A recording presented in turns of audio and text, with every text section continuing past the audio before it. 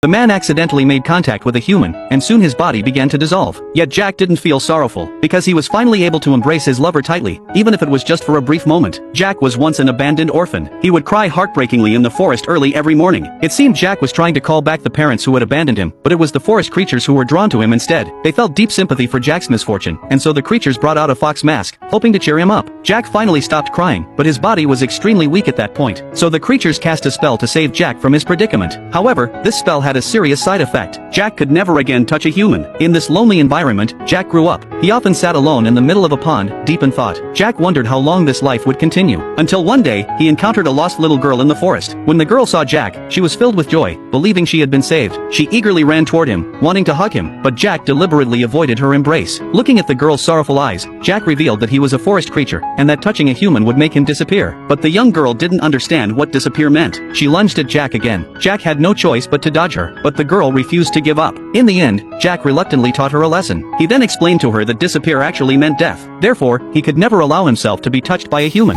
To help the girl leave the forest, Jack reached out a wooden stick and motioned for the girl to grab the other end. This way, he could guide her out of the dangerous forest. The length of the stick symbolized the initial distance between them, but no one could have predicted that their fates would intertwine. Soon, they both walked out of the forest together.